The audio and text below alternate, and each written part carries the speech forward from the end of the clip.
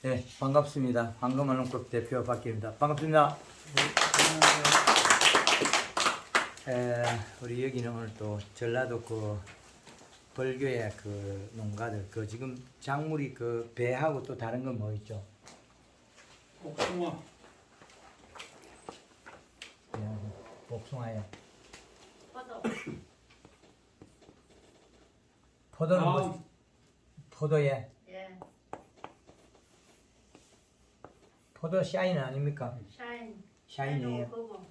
청포도에 샤인하고 거봉에 예. 뭐 그런 포도송이 있고 네. 감귤이요. 감귤도 있고 예. 단감도 있고 예.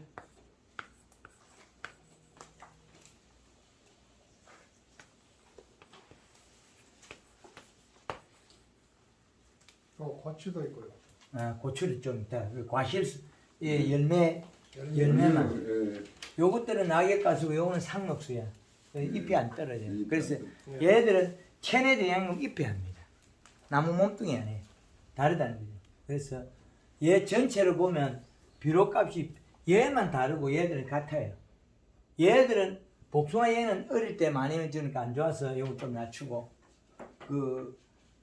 요 작물들을 이제 얘가 복숭아만 빼버리면 똑같은데 참다래. 달에. 참다리 고기도 같은 같아요. 이 시각 똑같아요.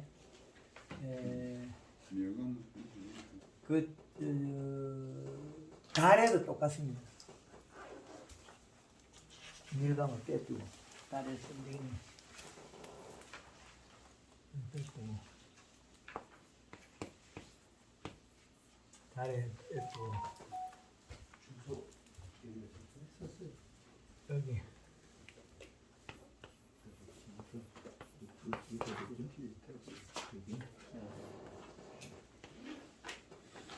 복숭아만 빼고 밀감은 똑같아. 상을 써도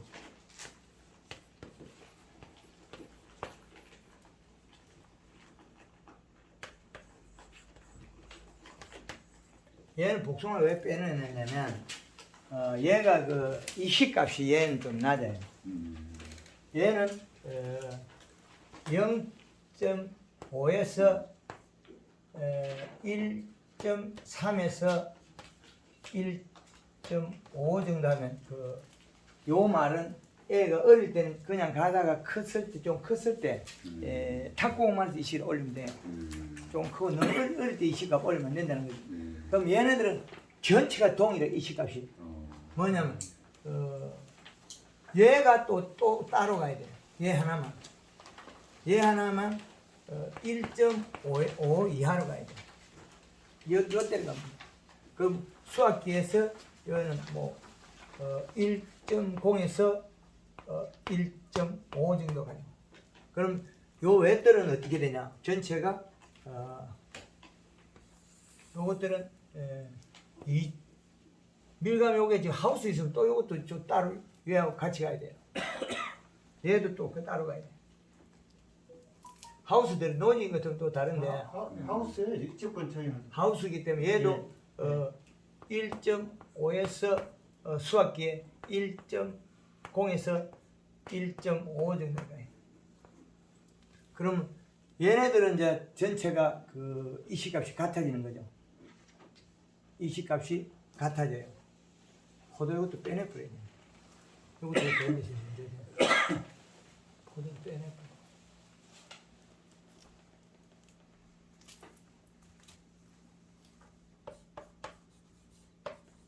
포도가 1.5에서 1.0에서 1.5 정도 이시다.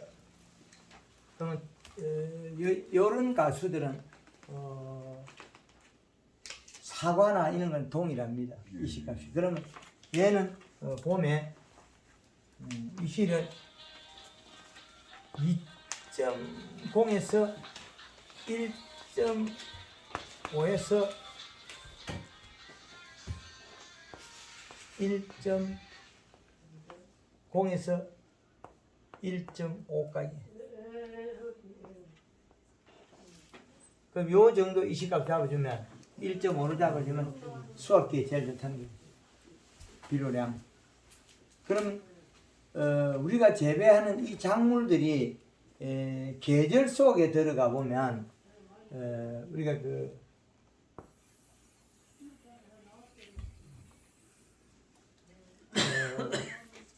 봄, 여름, 가을, 겨울 축을 잡아서 비료량을 결정해 보면 12월 31일, 3월 31일, 6월 30일, 9월 30일. 자, 이렇게 나눠놓으면 우리가 재배되는 작물은 12달 속에 자라는 하나의 작물이에요. 단 잎이 있고 없고 그 차이. 12달이 표시되죠. 그럼 우리가 재배되는 게 상록수는 요 12달이 다 그대로 붙어 있어요. 12달이. 그래서 하우스 안이기 때문에 시도 때도 없이 이거는 30도 올라가요. 시도 때도 없이. 그래서 요 비료의 기준값을 보면 겨울에는 온도가 낮고 습이 높을 때 하우스에 있는 고추는 이 시가 2.4에서 이 시가 되고 여름에 있는 고추는 1.5가 돼요. 봄, 가을에서 1.8이 되는 1.8. 그럼 요것이 전부냐면 여기서 0.3을 제가 빼놨어요. 농가에서 실수할 걸 대비해가지고 0.3을 빼놨다. 그럼 여기서 플러스 0.3이 여유가 있어요. 모든 거는 플러스 0.3. 여기도 플러스 0.3. 이 말은 뭐냐면 수확기에 가서 플러스 0.3을 끄집어내가지고 사용하면 어떻게 되냐. 맹물 시비를 하고 연면 시비하면 속도가 빨라서 빨리 익어요. 이 시가 낮은 상태에 물을 뿌리면 잎이 떨어져요. 이 시값이 올라가 있는 거는 물을 뿌리면 아주 효과가 좋아지는데 이 시값이 낮은 거는 물을 뿌리면 잎이 톡 떨어져요. 이게 아주 중요한 일인데 일반적으로 우리가 알 수가 없다는 거죠. 그래서 전년도에 우리가 달해가 볼로가 안 컸다면 그건 왜 그러냐면 요 후반기에 비료값이 낮아서 그런 거예요. 그럼 달해가 길이가 짧다 그런 것 같으면 봄에 연면식이 안 했을 거예요. 잎이 크게 자라서 그래요. 이제 분류가 되는 거죠. 배가 기름기는 키는데 가을에 딸 때 약간 푸석거렸다. 요소 부족. 단감이 익을 때 수확 시기가 늦었다. 뭐이겠습니까? 노화현상으로 열매가 아닌 비료가 작아서 그렇습니다. 단감이 비료가 적으면 색이 먼저 나요. 약간 노릇자하게 먼저 생겨요. 7, 8월달에. 근데 우리는 그게 노릇자하게 되면 아이고 올해는 감이 색이 빨리 난다. 색이 빨리 나는 게 이거 비료량이 부족해서 노화현상이 일어났다. 노화현상. 그래서 사과에서 8월달에 가서 비료가 부족한 것들은 사과가 노화돼 가지고 못 자라 가지고 호피무늬색 빨간색이 몰려요. 그건 노화현상이에요. 지금까지 우리가 단감이 늦게 익었으면 질소 과다를 그러죠. 비료 부족. 배가 가을에 늦게 익고 맛이 없고 푸석거리는 건 비료 부족. 사이마스케치 포도가 딸 때 돼서 약간 물렁물렁하고 안 익는 것도 비료 부족. 다 비료 부족이에요. 그 가리가 과다돼 가지고 과숙이 된 경우도 있고 이게 다 다르거든요. 그래서 우리가 재배하는 작물들이 거의 대다수가 지금 우리 농사에서 기준값을 설정을 안 해놨기 때문에 잘못되고 있다는 거예요. 그래서 이 태도 속에서 지어보자면 고추 농사는 봄에 이 시값을 2.0까지 맞춰서 재배하면 이렇게 맞아지고 다 맞아져요. 이 안에 어느 작물은 이 안에 대입을 할 수 있어요. 공식을 개발을 해놨기 때문에. 근데 우리가 고추를 심으면 키가 크잖아요. 비료가 많아서 크다 그러죠. 웃자람이 일어나는 게 비료가 많아서 그렇다. 그건 비료가 작아서 키가 큰 거예요. 비료가 작아서 키가 큰 거 비료가 많아서 그렇다. 반대로 이야기합니다. 그래서 요 계절의 꼭지점은 잎이 그 시절의 온도에 견딜 수 있는 잎의 비료량입니다. 잎이 뿌리가 비료를 흡수해서 온도에서 비료가 견딜 수 있는 그 양. 왜 밀감이 1.5마 돼 있냐. 그죠? 포도도 하우스 되는지 이거 샤이마스케치. 샤이마스케치. 요 포도가 샤이마스케치거든요. 이거 하우스라는 거예요. 하우스 온도나 밀감의 하우스 온도 똑같은 게 밀감 노진이 이게 바뀌어야 돼. 요것도 역시 하우스예요. 하우스는 왜 이렇게 돼요? 온도가 높아서 타버린다는 비료를 가져와서 그 잎의 생장 때문에 비료가 못 견뎌요. 그걸 제가 짜봐서 못 견딘다 그랬는데 짜가우나 따가우나 똑같죠. 세포 파괴되는 거는 짜봐서 그런 거나 따가워서 그런 거나 뭐 세포가 파괴되는 건 동일합니다. 소금에 재놨는데 살 수 있겠어요? 소금에 쩔있다. 비료를 많이 먹었는데 자기 몸에 관은 괜찮아요. 관은. 그런데 잎이 왔을 때 물을 뿌리면 이게 비료가 많아도 풀리거든요. 그러면 수확 시기에 우리가 이 맥시멈 이 올리도 물을 뿌리면 되는데 물을 뿌리면 너무 빨리 크기 때문에 터져버려요. 그런데 수확 시기에는 이 씨를 올렸을 때 비가 안 와야 됩니다. 근데 잎이 단단하잖아요. 그럼 견뎌. 근데 수확 시기에 이 씨를 또 낮춰놨죠. 끝에 가면 다 낮춰놨어요. 수확 시기에 가서 이 씨가 높은 게 없어요. 자, 배하고 다리하고 담가면 노지대비잖아요. 그럼 봄에는 이 씨 값이 얼마예요? 1.8에 맥시멈 플러스 0.3이 들어있어 2.1 되죠. 그 2.0에서 여름에 떠올 때 1.5, 가을에 1.0에서 1.5로 맞추면 됩니다. 가을에 2.0으로 해남에서 젊은 분이 요 공식을 딱 보고 2점 딱 올리니까 감이 팍 터져버려요. 그죠? 사과가 홍로가 수확 시기에 이 씨를 올려버리니까 사과가 터져버려요. 색은 아주 잘 나겠죠. 빨갛게 앵두빛이 나요. 그런데 비가 와버리면 터져버린다. 터져버려요. 그건 열과 종류가 포도가 비료가 부족해서 열과를 하는 건 멀컹멀컹한 거고, 그리고 또 우리가 멜론 있죠. 멜론이 비료가 작은 이파리가 말라가 멀컹멀컹하게 되고 열과를 그러고, 이 열과의 표현도 다 다르거든요. 비료가 과해서 쪼개진 거 열과가 있고, 비료가 작아서 멀컹멀컹한 데 열과가 있고, 두 가지. 수박의 열과는 아니 온도를 못 낮춰가지고 열과가 되는데 그거는 가리 과다 질소 부족이에요. 요소는 시원하게 해주고 잎이 두께가 두꺼워지거든요. 그럼 영양 이동을 해서 몸에 열을 식히는데 가리만 많고 질소가 부족하면 열을 못 식혀요. 그래서 작물을 볼 때는 정확히 봐야 된다. 그럼 이 공식이 왜 이렇게 되어 있냐면 이 안에다 그래프를 그려보면 나와요. 안에다가 요 계절의 이 시값이 왜 정확하게 나오냐면 식물은 비료량에 따라서 웃자람이냐 아니냐 이게 벨팅되거든요. 요거는 시간, 날짜, 비료량. 요거는 이 시가 5.0 날짜 속에 비료를 올리면 식물이 성장을 요렇게 한다. 식물은 여기서 성장을 하죠. 비료는 이렇게 늘렸고 날짜는 이렇게 시간이 같다는 거죠. 그럼 요거는 성장 날짜죠. 1.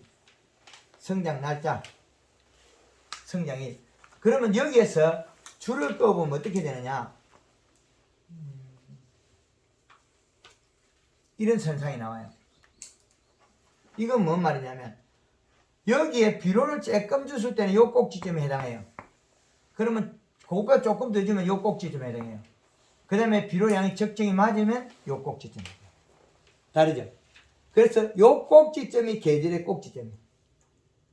왜 계절의 꼭지점은 뭘 의미하냐면 처음에 심을 때 견딜 수 있는 힘이고 생육에 견딜 수 있는 힘이지 그게 과실을 익힐 때 힘하고는 조금 달라요. 열매 익힐 때 좀 많아요. 익히면 영양이 많으면 터진다는 거예요. 노지에 비가 오면 터져요. 하우스 같은데 이 양이 있어도 안 터져요. 비를 안 맞으니까. 그래서 요 꼭지점에 자 고추가 키가 큰 거는 비료가 요만큼 요 정도 양이다. 그러면 여름에 1.5의 비료량이라면 요게 적게 자라고 겨우 자라는 거는 0.5다. 그 다음 요거는 얼마냐? 0.8에서 1.0. 0.8에서 1.0. 그러면 키가 커요. 고추가 왜 키가 크겠어요? 비료량이 요만큼밖에 안 되기 때문에 키가 크다. 그런데 요 꼭지점은 키도 안 크고 잘 열매만 다닥다닥 달리는 게 있어요. 요게 뭐냐면 1.5라는 1.5. 0.3은 어디 있냐? 요 뒤에 있어요. 요 뒤에 죽지도 않은 요 지점이 0.3이 있어요. 요거는 플러스 0.3이에요. 요걸 넘어가면 어떻게 되냐? 이제 잎이 조직이 파괴되고 못 자라요. 아주 정밀하게 만들어놨죠. 이 그래프는. 우리가 비료가 많아서 고추가 키가 큰 게 아니고 비료가 적어서 큰 거예요. 영 적게 주다가 그거 조금 많으니까 키가 크고 그 적정량의 비료량의 이식값을 더하면 키가 딱 맞게 갑니다. 이 그래프 잘 그렸죠? 개발 잘 해놨죠? 요 계절을 집어여서 그래프를 만들어 놨기 때문에 날짜와 비료량에 대해서 5.0을 줬을 때 식물이 자라다가 안 자라고 이제 멈춰버려요. 이게 멈춤이나 사망을 해요. 죽어요. 멈추거나 사망을 하는 게 이 시가 5.0이라는 거죠. 그거는 작물이 재배 안 된다는 거죠. 그래서 이렇게 그래프를 그려놨기 때문에 이거는 계절마다 달라요. 겨울에 하우스에는 이 시를 2.4를 주라 그래요. 근데 여름에 1.5밖에 못 주게 하죠. 여름은 노지에 뜨거워요. 그래서 그 잎이 견딜 수 있는 비료량이 다 다른 계절마다. 그래서 이렇게 되어 있습니다.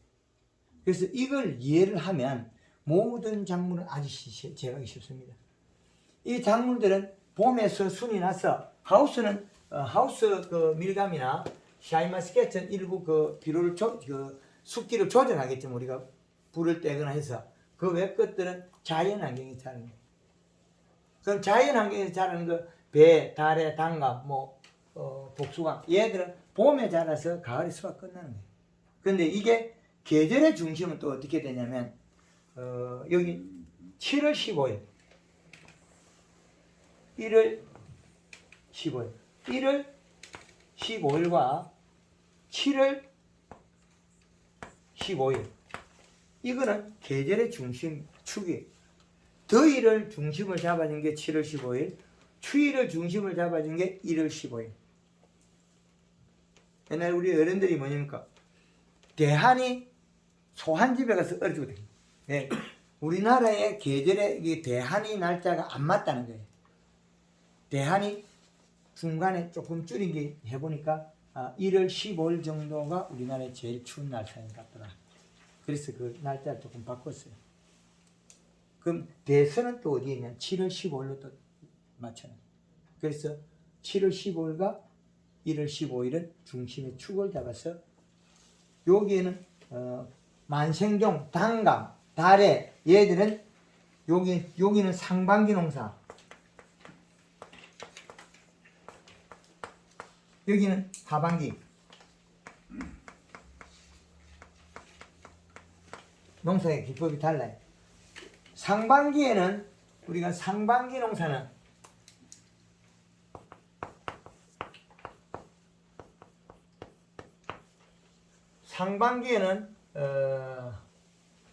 봄부터 7월 15일까지 이때는 골드 그린 두 번에 칼라 한 번 여기에다가 설탕을 얘 그린은 1.5리터 얘들은 1.5리터 설탕은 3kg 그 다음에 가리는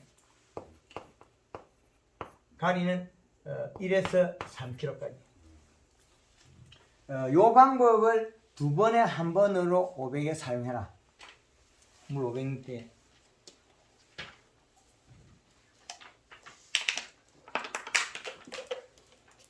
물 500리터에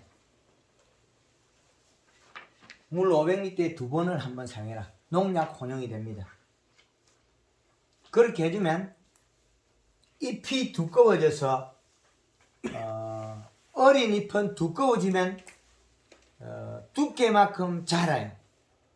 근데 뿌리에 영향이 와서는 자라버리면 이게 반대에 바뀌어요. 좋은 놈만 좋아지고 약한 놈이 안 좋아지는데 잎으로 영양을 공급해버리면 작은 놈도 성장판, 우리 성장판 그러죠. 성장분이 남아있을 때는 계속 자란다. 성장분은 또 어떻게 분류를 하냐면 잎의 두께가 성장분이다. 그럼 비가 이틀 와버리면 한 방에 다 자라 끝나버려요. 비 오고 난 이틀 햇빛 보면 끝. 못 자라요. 자기 스스로 다 커버리면 해 딱 뒤집어지고 햇빛 보려 그래요. 그래서 내가 비료가 약하거나 성장분을 계속 가지고 와야 될 때는 비 오기 전에 연면시비 해놓고 비 오고 나서 연면시비가 계속 성장분을 가져가야 돼요. 성장분이 없어지는 순간에 이미 종방향 자라면 끝이 납니다. 배도 종방향, 달에도 종방향, 밀감도 종방향, 복숭아, 포도 다 종방향인데 단감만 횡이 먼저 커요. 잎의 크기 횡 방향이 먼저 자라게 돼요. 단감에서는 그 책자에 그 4대 공식을 개발해놨어요. 학문화시키는 거죠, 이거는. 우리나라의 농업을 기준축을 잡는 학문화시키는, 그래서 그 농업을 후대 누구라도 의사소통도 하고, 내는 이렇다. 우리 건 1번이다, 2번이다, 3번이다, 4번이다, 이렇게 분류식. 그래서 요 영양소로서 걔네들을 도와준다는 거죠. 그래서 내 배가 납작납작하다. 기름기가 안 들고. 달에도 동글동글하다. 그거는 결국엔 초기 잎의 크기가 안 컸다. 단감이 가을에 키우다 보니 꼭지가 해딱 들립니다. 그거는 봄에 안 컸어. 봄에 잎의 크기가 안 컸어. 그래서 단감 같은 경우는 초기 연면시비 하면 얼룩이 많이 와요. 왜 오느냐? 감꽃이 둘러 쉬고 있다가 요놈이 빠지면서 실거요. 근데 이렇게 연면시비 어떻게 돼? 잎이 살이 쪄가지고 그 옆에 있는 감이 빨리 커버리면 꽃이 요래 딱 마른 거 수정되고 말라있는 꽃잎이 이게 꽃이 톡 터져요. 그럼 퍼뜩 없어지기 때문에 감이 깨끗해져요. 그리고 배도 보면 우리가 가을에 익혔을 때 보면 아들이 안 좋은 거 있죠. 봄에 잎 두께가 얇아서 그래요. 봄에 잎 두께가 두터워가지고 세포를 많이 학생해야 되는데 그 뭐 봄에 세포량을 늘린다. 세포량을 늘리는 건 잎 두께만 보면 알아요. 그래서 우리가 농사지면서 단감 세포량을 늘리라. 씨알나지도 못하고 씨알릴 수가 없습니다. 몇 개 있는 없는 따지도 못하고. 물어본다고 대답하는 거 아니고 씨알나고 나면 농사 끝나요. 세포를 뭘로 씨알나겠습니까?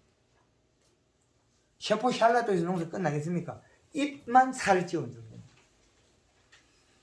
잎을 살을 찌워서 그 과의 행동을 이끌어내면 돼요. 잎을 살이 찌면 그 초기 봄순에 붙어있는 과실은 알아서 같이 커요. 단감은 넓어지고 달에 배, 밀감, 복숭, 포도는 길이가 길어져요. 그래서 복숭아가 아무리 이래 굵은 가지 달아도 안 빠져요. 복숭아가 빠졌던 거는 초기 과촉엽 크기가 적어서 그래요. 과촉엽은 옆면실에서 키워요. 이겁니다. 요거를 어떻게 자주 사용할 거냐 그 방법밖에 없습니다. 그래서 일부 농가에서는 지금 스프링 쿨러, 안개본사 그걸 설치해서 맹물 시비를 해서 봄에 비가 적게 올 때는 옆면실 횟수를 늘리려고 한 겁니다. 얘가 어떻게 되냐면 비가 오면 전에도 영향을 쓸 수 있고 후에도 영향을 쓸 수 있고 왜 이런 목적을 두냐면 전을 빼고 후에만 하면 되는데 내가 더 빨리 하고자 할 때 전과 후를 쓸 수 있다. 그럼 비가 양에 따라서 한 번에 잎이 홀랑 다 커버렸다는 거예요. 그래서 우리 밭은 땅이 질어서 못 갈 경우에는 전에 비 오기 전에 연면시비 해놔야 돼. 이미 살을 찌워놔야 돼. 그래야만이 잎이 다 자라서 홀랑 뒤집어 까지지 않는다. 뒤로 뒤집어지면 얘는 끝나쁜 거예요. 과실 크기가 못 커요. 잎이 살이 쪄갖고 어릴 때는 오매 있어요. 지가 영양이 떨어지면 피질라 그래요. 햇빛 보려고. 그럼 이 연면식을 다시 오물이 나고 더 키워요. 그래서 잎이 커야 된다. 근데 이게 제가 이걸 개발할 때도 비가 온 뒤에 한 이틀 있다가 보면 잎이 연면식하고 요렇게 오면 다 안 오면 힘줄은 굳어가 이제 펴져 버렸어요. 그럼 이 끝만 요렇게 오므려져요. 끝만. 그럼 한 동작 떨어지겠죠. 그래서 요렇게 됐다 여기 또 크는 거예요. 요렇게. 근데 전체는 요래 커요. 원래. 요래. 이파리 크게 될 건 이렇게 우물이겠죠. 뭐 우리가 우리 재배되는 작물이 농사가 잘 됐다 한 것들은 뭐 이파리가 큼직하게 오며 있습니다. 고사리가 굵은 건 주먹을 저리 쑥 올라와요. 여기 약간 굽은 이유는 왜 그러냐면 받침을 빗기려고. 똑똑합니다. 어디 혈순들이 나올 때 쪽바로 나오는 건 잘 없어요. 대나무 순이나 이렇게 나올까? 그 외들은 약간 이렇게 새순이 감이든 뭐 순이 이렇게 구부가 나와요. 왜? 빗겨가려고. 데이면 빗기려고. 이렇게. 하여튼 작물들이 우리보다도 진화하던 과정에서 좋은 면이 많이 그대로 남아있어요.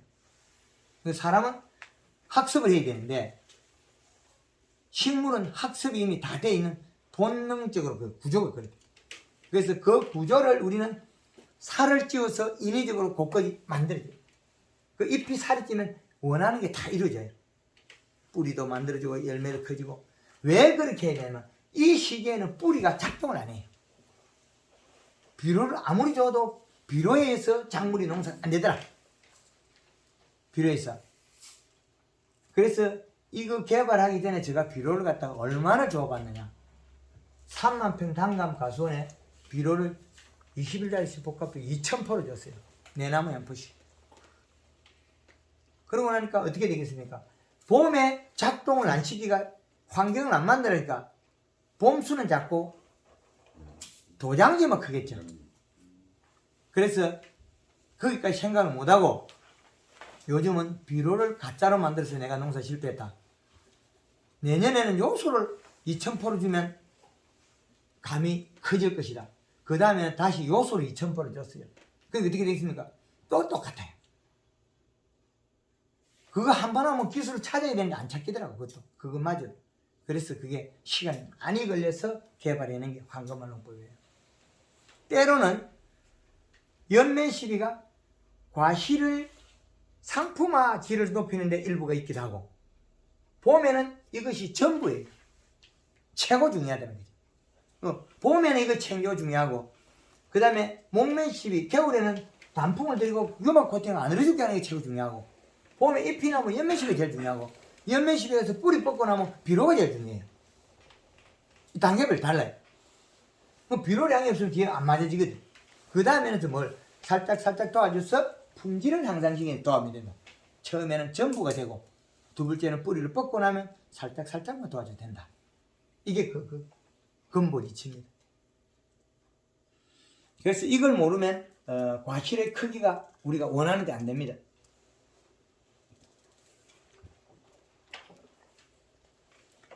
그래서 봄에 연면 시비가 어마어마하게 중요하더라. 언제까지냐 이게 빨리가 더 중요하더라. 멈춰버리기 때문에. 가지가 굵은 가지와 가는 가지 차이는 없어요. 왜? 잎이 나왔기 때문에. 그럼 나오는 거는 성장판이 닦인 건 아니에요. 나왔을 뿐이지. 그때는 뿌리에서 많은 에너지가 없어요. 체내장이 없고. 그러면 우리가 외부에서 공급하는 게 더 좋다. 그래서 잎의 면적만큼 흡수되기 때문에 잎의 연면시비하는 게 최고 좋더라는 거예요. 그러면 그때 연면시비를 해서 그 봄순에서 영양이 뿌리로 가야 돼.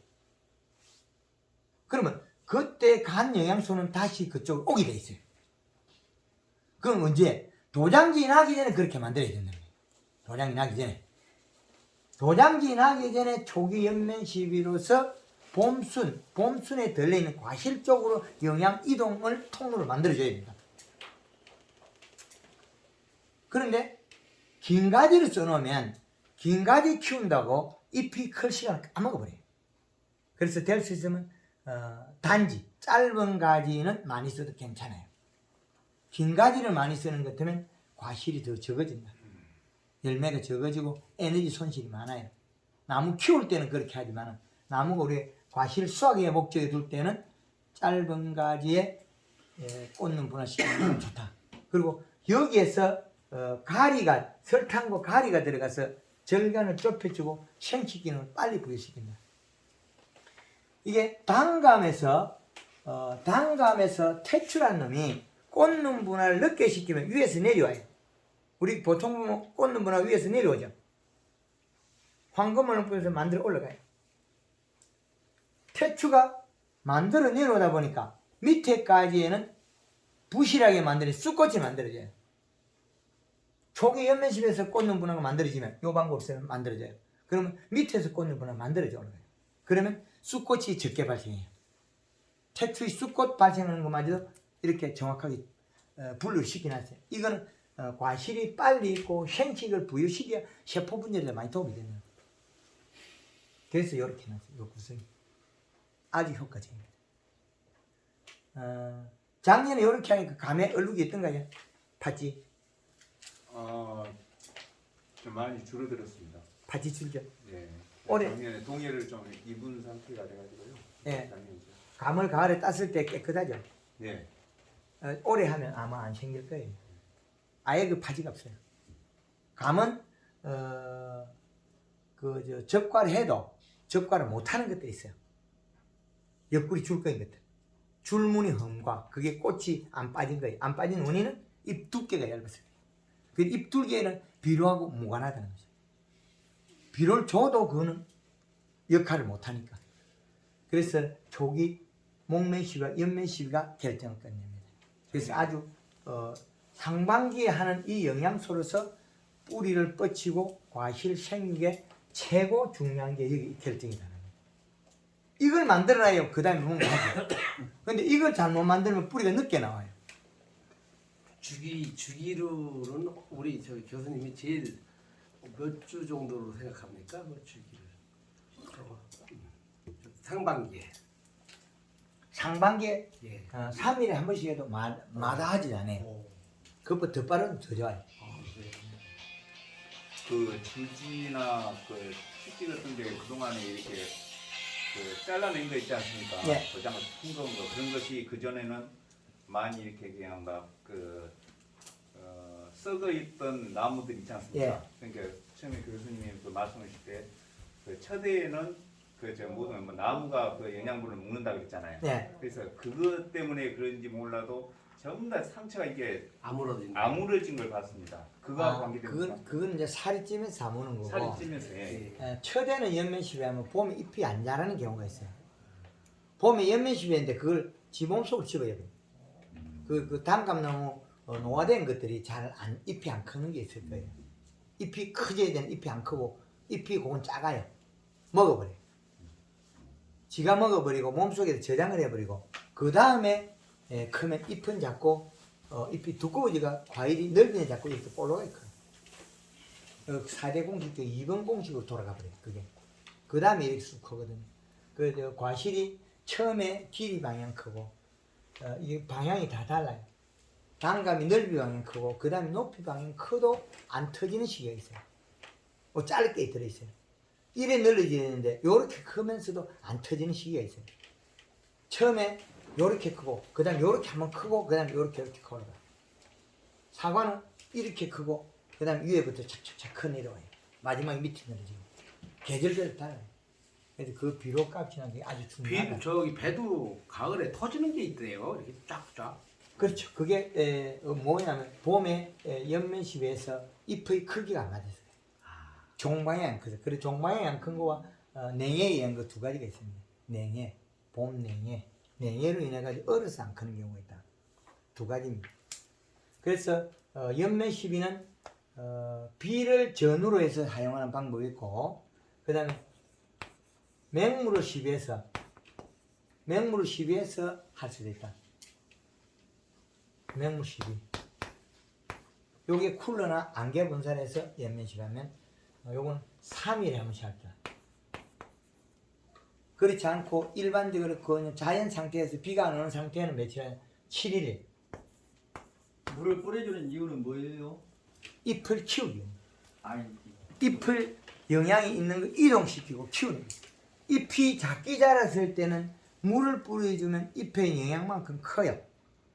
살이 찌는 게 커요. 양분이 이동하기 쉽게 하려고 그러면 미리서 물을 뿌려주고 연면 시비를 해야 되니까 그게 이제 전과 후도 있고 최고 빨리 할 수 있는 게 3일한 거예요. 오늘 물 뿌리고 내일 물 뿌리고 모레는 영양 주시면 됩니다. 아 어떻게요? 오늘 물 뿌리고 내일 물 뿌리고 모레 영양제. 아그 칼라. 예. 예예. 그린의 칼라. 예. 근데 요게 어디에다가 가르쳐 주냐면 구미 쪽에서 경찰공무원 전역체제 오신 분을 자두대석을 하는데 가르쳐 달라 했거든요. 자두대석은 이제 그만하죠. 그 최대 200g짜리가 제일 큰 게 나와요. 예. 150g, 170, 80g 그건 많이 나와요. 왜 그러냐? 3일에 한 번씩 출근해가지고 한낮에 쿨러가 물을 줘요. 퇴근할 때 연면실로 딱 가버려요. 그럼 그게 딱 맞으세요. 여기 3일이거든. 토양 수분이 있어가지고 토양 수분은 35에서 45.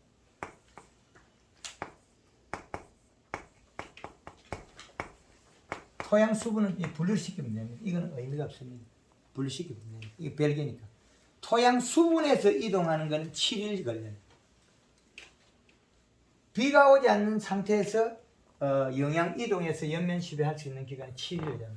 7일. 맹물 시배할 때 3일이 잡아놨죠. 비가 올 때 전후로 잡아놨죠. 근데 우리는 응용해라니. 어떤 거든 내가 제일 좋은 방법 응용해야 해. 명물 시비할 때 시간은 얼마나? 흠뻑 뿌리면 제일 좋죠. 그래 빨리 잘 크니까. 흠뻑. 시간을 한 30분 정도는 뿌리는 거지. 30분에서 이제 쿨러냐 안개 분사냐 두 개 다르고 쿨러가 좀 많이 먹어요. 탁탁 물이 때리면 잘 들어가요.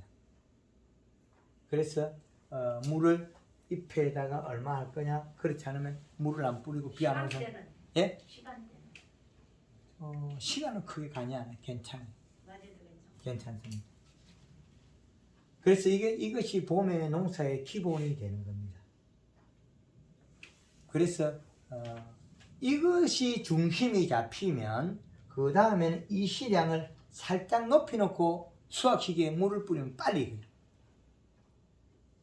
그 말은 우리 수확시기 이 시가 나와 있죠. 이 시를 잡아놓고 맹물시비하면 빨리 익어요. 맹물시비하고 연면시비하면 빨리 익어요. 결국 다른 살충제나 빈제하고 막 섞어봐도 괜찮아요? 괜찮아요. 근데 그 약방에서는 될 수 있으면 섞지 말아 그러던데 양을 많이 그게 이제 양을 이야기를 하니까 그게 왜 그러냐면 이제 이게 피해가 일어날까 싶어지더라고요. 장애. 그래서 저희 제품의 골드 그린 칼라는 물이 우리가 지하수를 쓰면 안반 지하수는 pH가 7이 넘어요. 그 우리 농약들이 알칼리가 산성이에요. 물은 알칼리고 농약은 산성이고 7에다가 섞으면 중화가 돼버려요. 그런데 골드 그린이나 골드 칼라 한 가지를 물 500에다 넣으면 pH가 5점대로 떨어져요. 그럼 약 흡수가 좋아요. 이제 이해됩니까? 그래서 약이 영양제가 알칼리일 영양제면 그게 나빠져요. 우리는 산성이에요. 약산성. 그럼 약하고 같이 살포해서 산다 얘기죠? 좋아진다. 그 예를 들어서 살충제 같은 것도 효과가 높아요.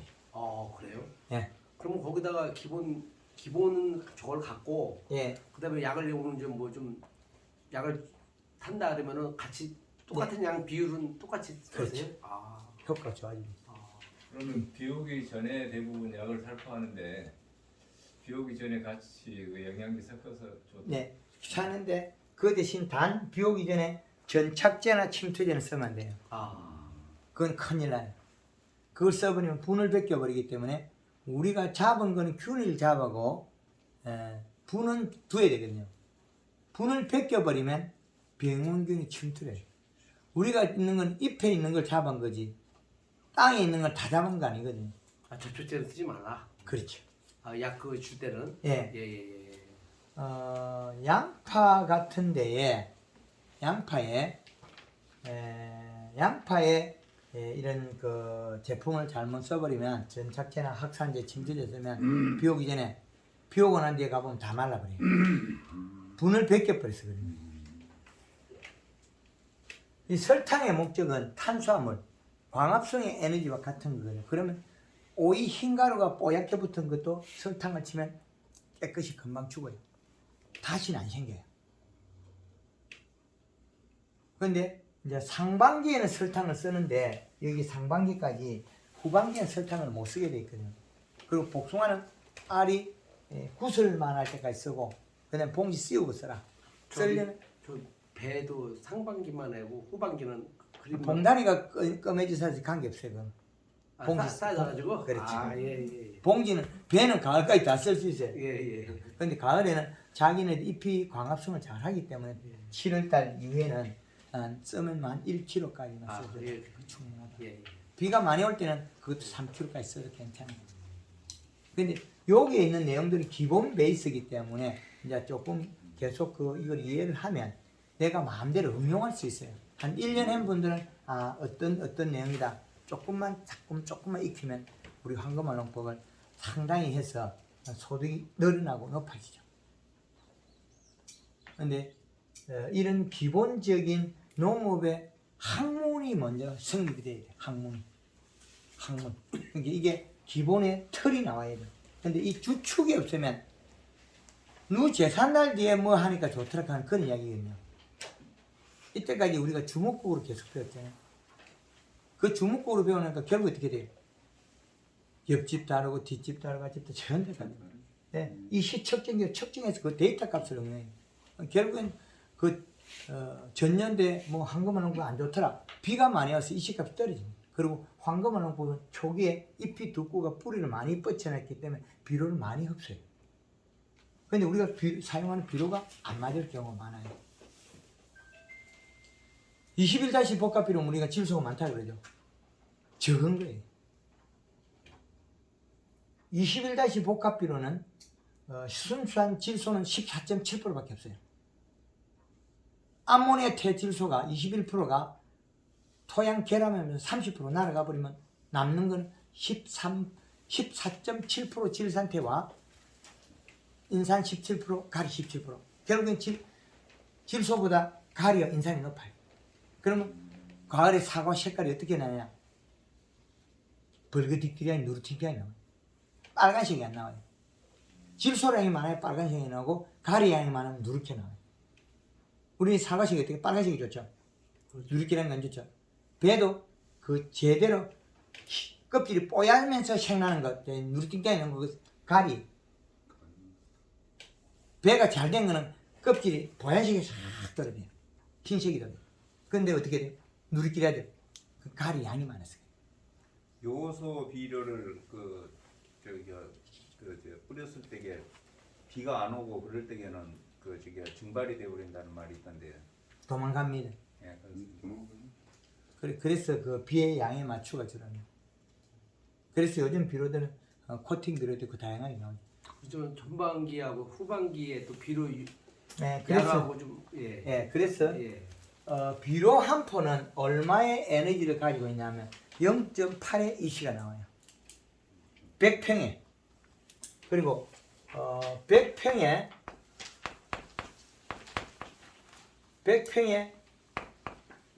비료 한 포는 0.8의 이시가 나와요. 100평에 한 포는 0.8의 이시를 가집니다. 한 포란 거 요소를 말하는 겁니까? 똑같습니다. 복합이나 같이. 이놈의 저놈의 그건 똑같아요. 비료가 비료지 뭐 다른 게 있습니까? 질소일 뿐이고 가리일 뿐이고 다른 뿐이지 이시값은 같다고 봅니다. 그래서 이동량이 잘못되는 차이밖에 없어요. 그래서 기준값이 거의 맞춰가야 돼요. 약한 가리나 인산보다는 질소량이 조금 많아야 돼요. 그래야 농사가 잘 돼요. 지금 대표님 100평 기준이라고 그랬는데 예를 들어서 토양이 다 같지는 않잖아요. 그래서 그거는 영상을 적게 봐서 그래요.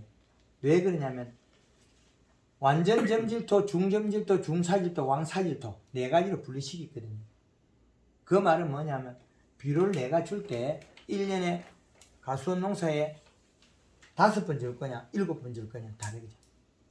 비료 주고 나면 도망가 버리고 없으면 자주 줘야 되고 이제 이해되죠. 근데 전반기는 어느 정도? 이 측정에 맞추면 되죠. 네. 총 우리가 여기 우리 여기 벌교 땅 정도라면 여기는 마사가 많이 없으면 여기 한 5번 정도 비료 주면 되지 않겠느냐. 아, 전반기. 예. 연중. 작년에 몇 번 줬어요, 배? 저희 몇 번 줬어요? 저 작년에 3번 줬는데 부족해서 올해는 한 5번 정도 주려고 그렇죠. 벌써 계산해놨습니다. 5번. 예. 저는 무주나 참 왕마사 있죠? 좀 마사. 그거는 비료 1년에 7번 주려고. 그린하고 칼라하고 성분이 뭐 있습니까? 그린은 칼슘이 안 들었고 칼라는 칼슘이 들었고 그럼 배를 좀 단단하게 해주는 역할도 하겠네요. 요소가 단단하게지. 아, 요소가. 칼슘은 맛있게 아, 하고 예. 품질이 좋게 하는 거지. 네. 그 상반기 농사는 요렇다. 그다음에 하반기 농사는 어떻게 해? 이제 하반기에는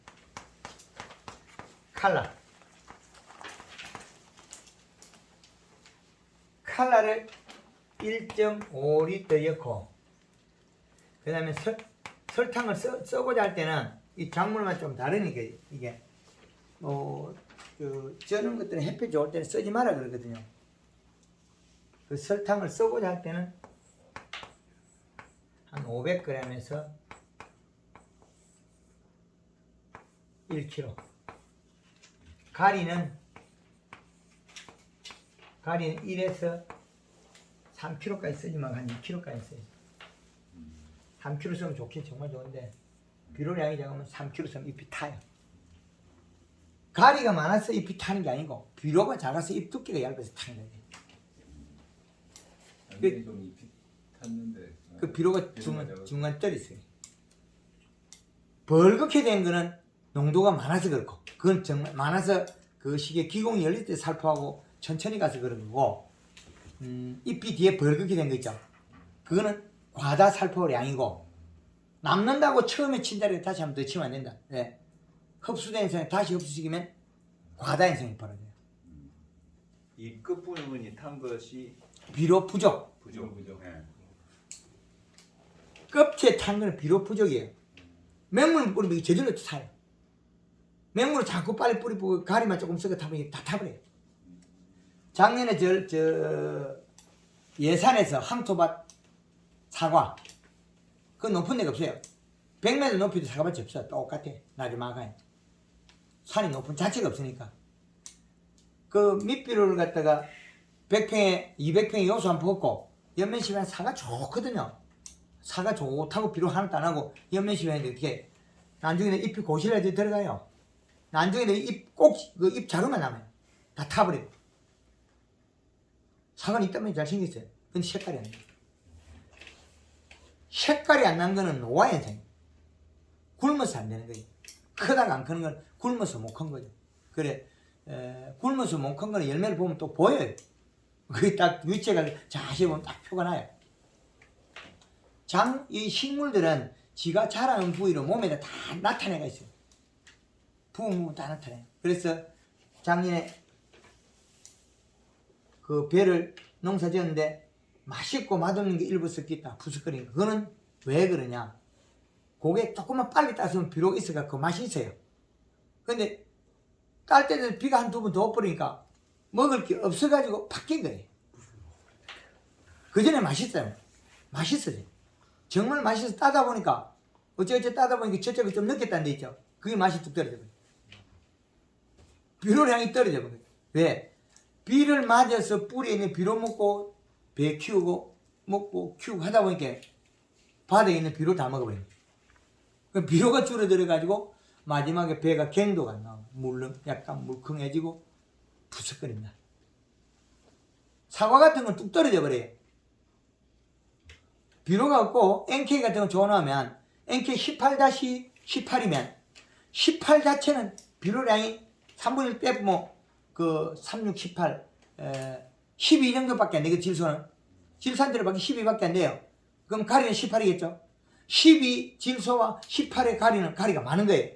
이걸 쓰면 사과가 누렇게 되고 비료양 전체가 잡으면 뚝 떨어져 버려요. 이제 얘기하죠. 우리는 NK가 비료 좋은 거라고 가을에 생낼 때 쓰죠. 그거 아니에요. 그거 가짜예요. 그것도.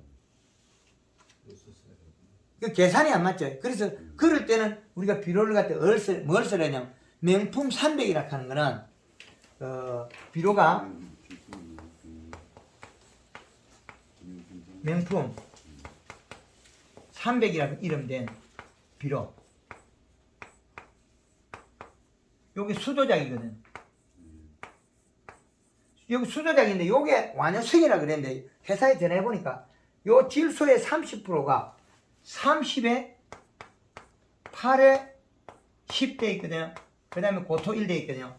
그러면 30이라는 요 숫자가 요소 30 알갱이 중에 코팅 비료를 3개 해놓은 거예요. 그 속에. 27개 요소 알갱이에 새 알갱이를 코팅 비료 여기 이거 완효성 아닙니다. 속효성. 뭐 새 알갱이여갖고 뭐 열알에 1개 여기가 완효성 안 돼요. 우리 그 과수원에서 열알에 1개 여기가 완효성 안 됩니다. 그래서 요거를 쓰면 우리가 여기 30 중에 암모니아트에서 질산태를 바뀌면 여기 얼마 되겠습니까? 여기 30이 20이 바뀌거든요. 20에 8에 10이거든요. 그죠? 그럼 요거 맞지? 이제 이래죠. 요걸 써야 돼. 요걸 코팅 비료가 있으면 우리가 쓰면 일수록 참 좋겠어요. 요 회사에다 전에 한번 이야기했는데 너희들 코팅 비료 내가 쓰겠다고 우리 한국만 형들 팔겠다고 안 돼서 말았어. 앞으로 이런 비료를 회사하고 생산해가 우리나라의 농가들이 좀 편리하게 저거 바꿔야 돼. 계속 우리가 방송하자면 저거 바뀌죠. 마늘 부분에 전년도에 저거 SM팜이라는 비료 회사에다가 완효성이 22%거든 우리나라에. 단 한 번에 명품, 단 한 번에 한 포로 이런 비료가 있어요. 완효성 비료들이 단 한 번에 한 포로 이런 비료들이 있는데 그것들이 완효성인데 22%거든요. 그걸 내가 24% 2% 끌어올렸거든요. 같은 가격에.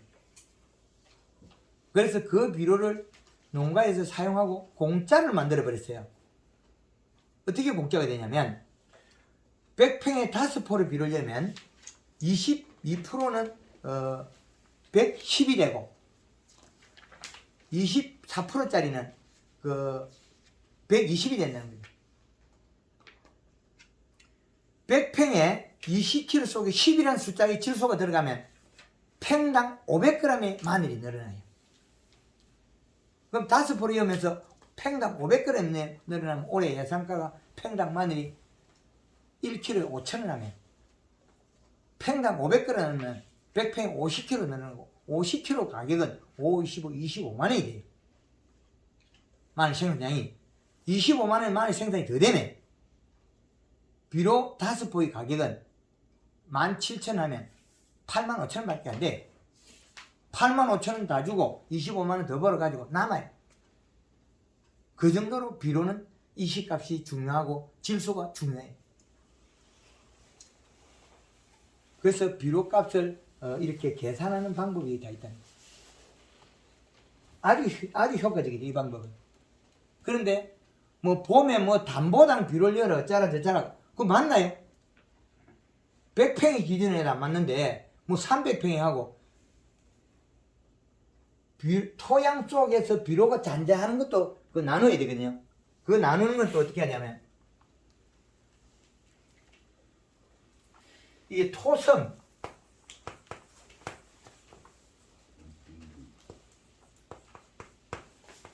완전 점질 중 점질 중 사질 왕 사질 이렇게 4개로 나눠놓으면 우리 여기는 벌교는 요 정도 착하죠. 위쪽으로 요 위쪽으로 중점질 이상. 그죠? 땅이 좋죠. 그러면 비료를 1년에 한 5번 하면 되겠다. 요 밑에 중사질, 왕사질은 1년에 5번까지 안 된다. 많게는 7번까지 해야 됩니다. 전혀 다르죠. 작년에 거창이 김원철 회장님집에 사과에 비료 5번 써도 비료가 결국 부족해야 돼요. 그 말은 비료가 부족하다는 소리는 비료량이 작아서 마지막 색이 안 나요. 사과 색깔이 누래져 버려요. 그 말은 이 시는 측정이 된다는 거죠. 그런데 그게 이 시량은 있더라도 가리가 있지 질 수가 없어요. 그럼 과실을 익을 때 색깔이 쭉 가다가 뿌옇게 가다가 한 방향으로 딱 나야 돼요. 며칠 만에. 먼저 색깔이 뽀얗게 나는 거 약간 색이 바뀌는 거는 비료 부족으로 노화 현상이에요. 그럼 우리 노화된 거하고 색깔 나는 거 두 가지 분류를 못했다는 거죠. 분간을. 고추도 보면 익을 때 말 때 내가 안 익는 거 있죠. 누리끼리 해가 노지 고추 심어놓으면 그거는 뭐냐면 비료 부족으로 색깔이 빨리 안 나는 거예요. 비료가 작아서 그래요. 이 비료 값은 아주 중요합니다.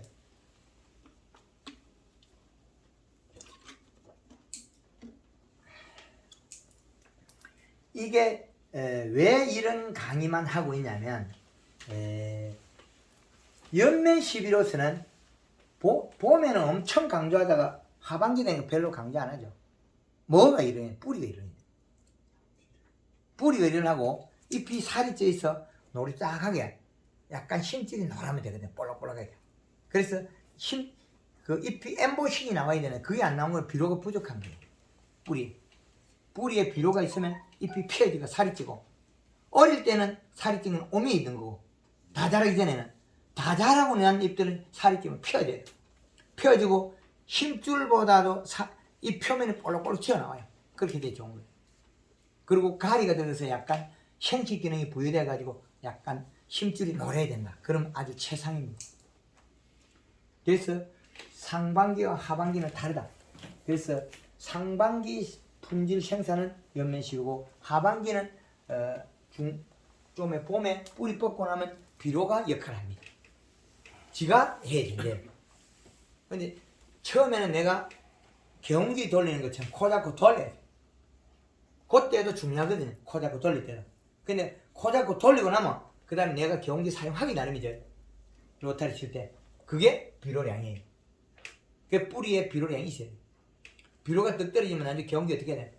피크피크 끄질러 켜져. 여기 나오다 말았다 여기 나오다 말았다. 그거나 그 사과나무나 다래나무나 단감이 열매가 니리끼리 안 크고 있는 거 있죠. 그건 똑같은 거예요. 경운기 기름 떨어질 때 되면 경운기가 흰 연기 나왔다가 까만 연기 나왔다가 막 피크피크 하죠. 그거나 과실나무에 비료 적혀진 건 두 개가 동일합니다. 크다 안 크다 그래. 예, 햇빛이 이래서 조금 크다가 비 오면 조금 크다가 안 크다 그러다가 조금 있으면 안 커요. 그 단감이 늦게 딴 거는 비료가 부족했습니다. 장이 몇 대 땄어요? 예, 작년에도 좀 늦었습니다. 여기 12월 초까지 11월 말에서 한 5월 12월 한 5일경까지 그래 땄으면 비료량이 작아서 그래. 네. 아직까지 비료 이식값이 안 맞아서 그래. 비료량을 맞춰야 돼.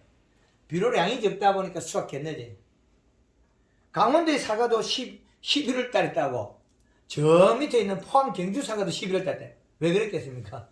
똑같이 비료 작혀주니까 끝까지 버티는 거예요. 얼어도 버티고 있어. 그 결국은 뭐라냐? 썰이 맞아야 맛있다. 거짓말이에요. 썰이 맞아. 썰이 맞으면 이 맛을 이파리가 이뤄지게 하는데 그때 맛이 떨어져. 그런데 그 맛있다 그래. 그거는 시간을 해서 버티는 거지. 그거는 맛있게 하는 거 아니에요.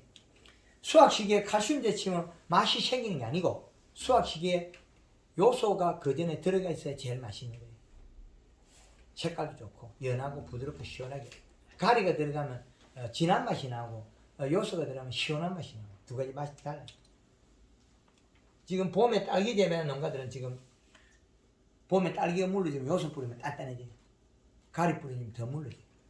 왜 그러냐? 비료 작은 데다가 가리를 쓰면 더 물러져요.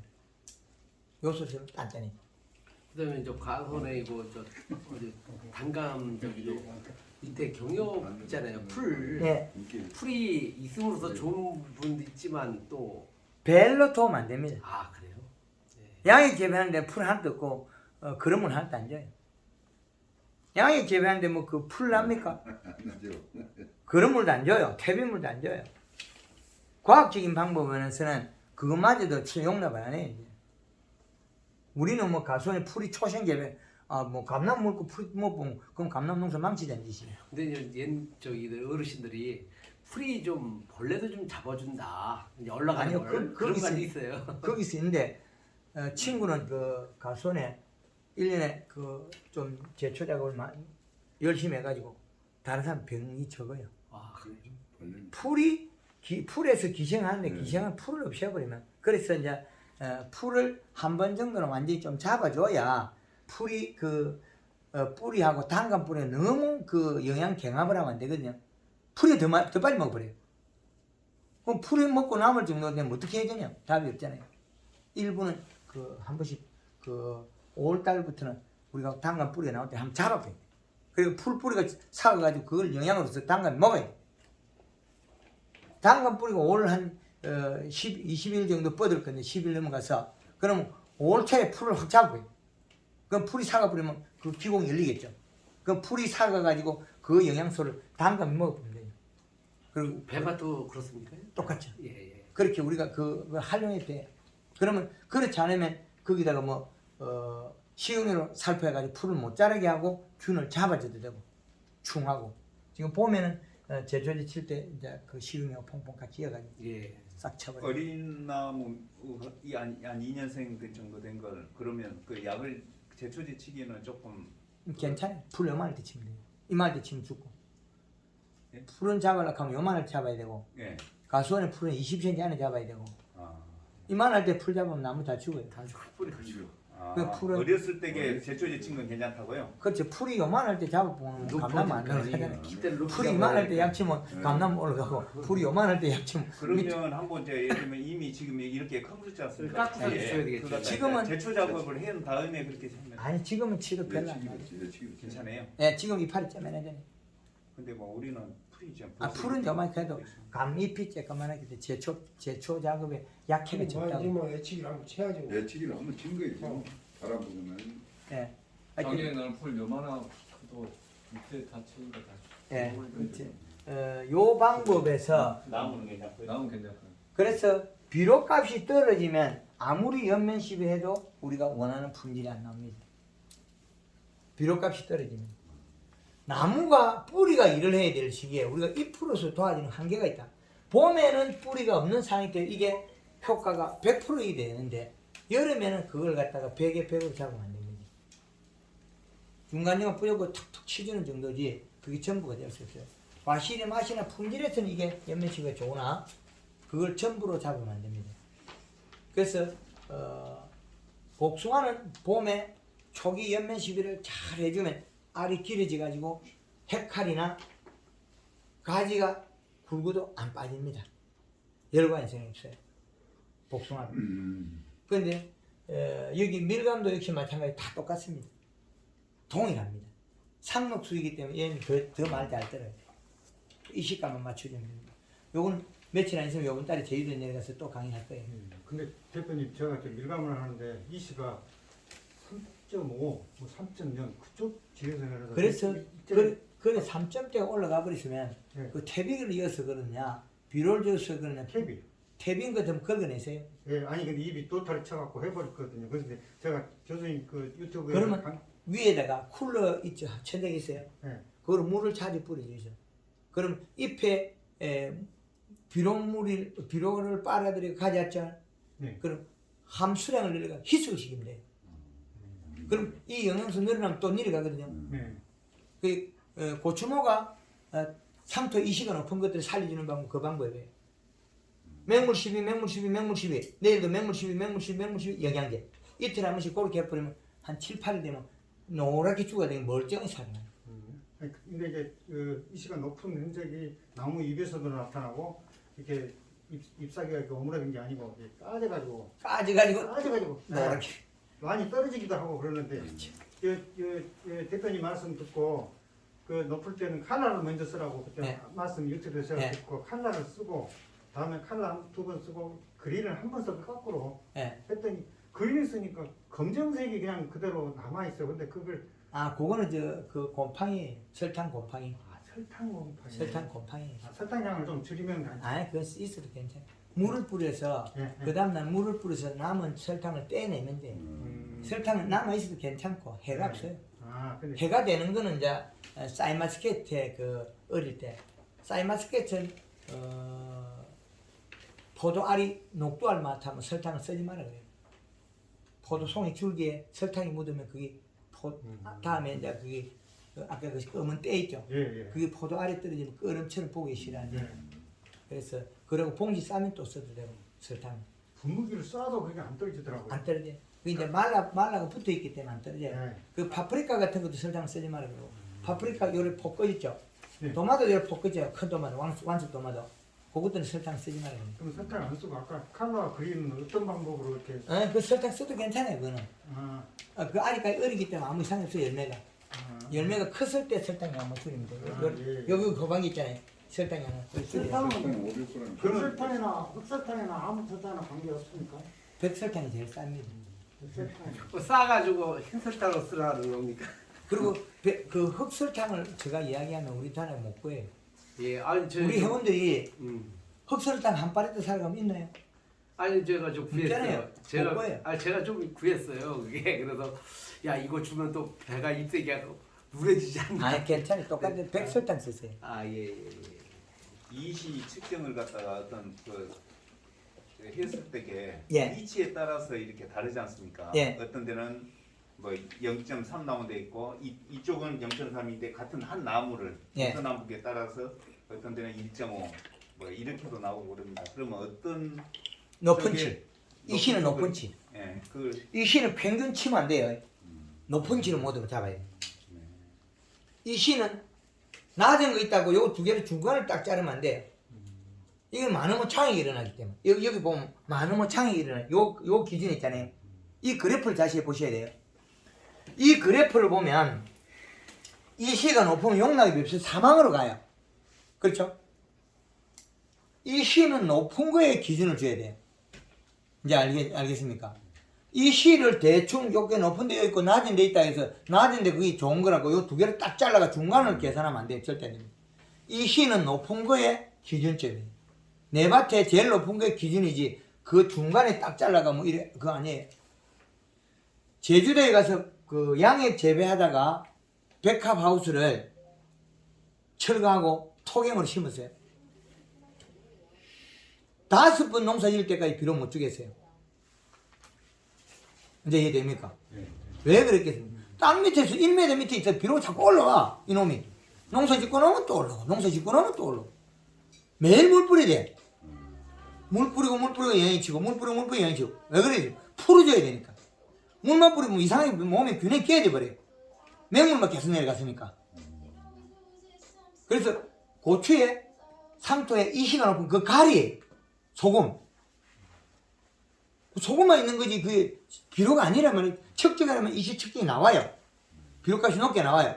그럼 그 비료 맡아서 물 뿌리면 되느냐? 노랗탱탱 죽어버려. 다른 죽어버려요. 근데 물 뿌리고 이틀 동안 살벌서 물 뿌리고 이튿날 저녁답에 연면시 해주고 또 물 뿌리고 그럼 금방 살아나요. 그게 전혀 다른 이야기거든요. 그 물을 뿌리되 지금 비료가 많은 거는 물을 뿌리되 한 번씩 영향을 줘야 돼. 주지 않으면 이 균형이 깨져 버려요. 이상하거든요. 그래서 원동적인 건 비료량을 맞추는 게 제일 좋다. 그 비료량이 잘못되면 그걸 풀어줘야 된다. 그게 제일 좋습니다. 요거는 여러 번 강의에 있기 때문에 이제 그 내용을 활용하면 되고 하우스에 지금 밀감이 이 식값이 높은 거는 맹물 시비로서 몸을 계속 풀어줘야 돼. 그 말은 잎에 들어있는 영양소를 내려가고 영양을 한 번씩 줘야 돼. 그래야만이 풀려요. 그거는 계속 해줘야 돼. 그게 토양에 남아있으면 긁어내면 되는데 그리고 염분해제를 한번 써보세요. EM이나 그런 거하고 같이 따로 써가지고 토양에는 좀 분해야 되는데 그게 분해된다고 가진 않을 거예요. 우리가 지금 그 염분에 쓰면 다 뭐 좋다는 말은 하는데 그 아직까지 제가 원대가 그 시험 못 해봤기 때문에 염분해제하고 미생물 기술센터 EM 같은 거를 좀 활용해서 분해를 좀 하는 게 좋을 것 같다. 그리고 토양이 이제 이렇게 마사 땅에 물이 새면 물을 한번 끼워 내려보면 되는데 그렇지 않다면 좀 찰진 땅이라 요런 찰진 땅이면 안 내려가요. 그냥 절대 안 갑니다. 다 도로 기어오르고 있어요. 언제 올라요? 겨울에 더 많이 기어올라요. 물이 적으면 따라오는. 겨울에 더 많이 기어올라요. 겨울에 왜 기어올라냐면 요놈이 옆에서 땅이 얼면 밑에 기공이 줄어들거든요. 그럼 빨대처럼 빨아요. 겨울에 지하수가 올라오는 이유가 낮에 공기가 늘어났다가 밤에 줄어들면 어떻게 빨대처럼 빨아요. 지하수가 전체 올라와요. 봄 되면 지하수 뚝 떨어져버려요.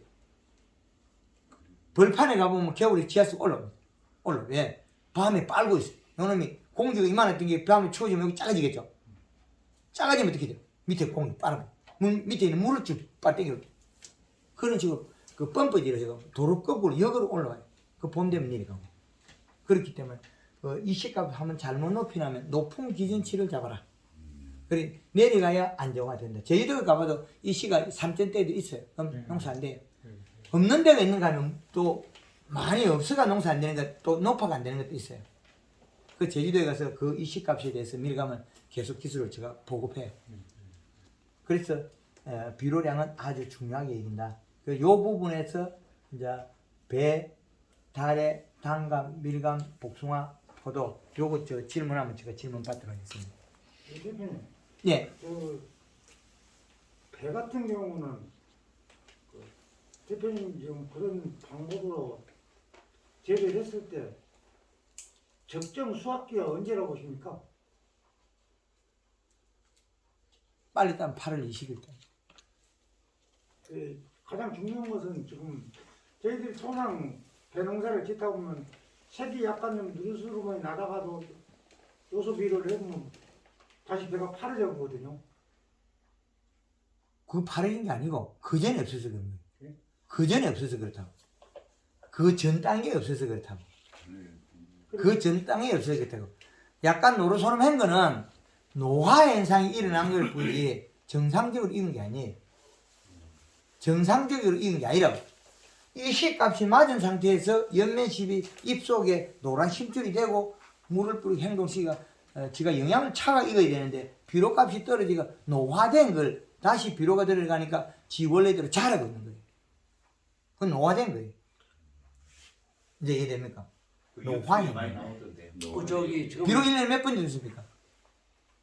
저희 같은 경우는 2번밖에 안 줘요. 작년에 몇 번 줬어요, 비료? 작년에 3번 줬습니다. 3번 줘도 비료 작죠? 네, 저도요. 엄청 줬어요. 네. 올해 그래서 한 5번 주려고 지금. 비료가 작아서 그래요. 그리고 비료가 적어서 그렇고 통상 저희 지역 같은 경우는 비료 한 주먹도 안 주고 농사 짓는 사람들 태반이거든요. 그러면 생산량이 작아요. 작년에 배 따니까 한번 나와보시죠. 네, 배를 땄습니다. 한번 나와보시죠. 예? 한번 나와보시죠. 지금 저기 저기 그 노루지를 갖다가 수확기가 8월이라고요? 저렇게 약 주면요? 배 작년에 예. 우리 여기 농장 대표님 저는 농사에 대해서 농자도 모르는 사람이에요. 네. 그래서 이제 기존에 한 20년 짓던 분 농장부가 농장 주인이 가르쳐 준 대로 했는데 이제 제가 이제 일 안 해보다 보니까 전부 다 사람들 싸서 했거든요. 그럼 거기 주고 뭐 박스값 주고 뭐 하고 나면 남는 게 하나도 없었어요. 근데 이제 한 2년 그래갖고 남는 거 없었는데 작년에 이제 한국말 농법을 유튜브 봐가지고 또 제가 거창가에 가서 교육도 받고 왔거든요. 그래서 그대로 했는데 작년에는 내나 농사하는 똑같이 나무소인으로 지었는데 그 배에 땄어요. 그래서 저장고가 없어가지고 2군데라 빌려서 아 이거 잘했네요.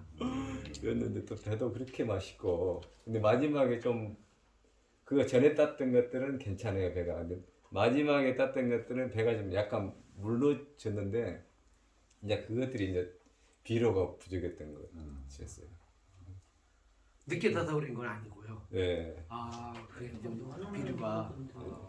근데 이제 마지막에 처음 딸 때가 좀 몇 월 달이었어요? 지금 수확기가요. 추석 전에 이제 저는 봉지 터진 것만 땄거든요. 예. 예, 애지가는 건 안 따고 봉지 터진 건 그럼 몇 개 안 들어가 7개 뭐 7개짜리 그렇겠죠. 예, 예. 대부분 7개짜리를 그래 한 나무에 그 수확기 양이 어느 정도 됐어요? 몇 박스 정도 땄어요? 그 터진 게요.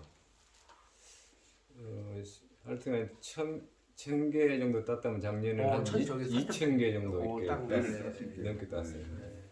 아 초창기 이제 처음 예. 초벌 따는 게, 예. 많이 따셨네. 예.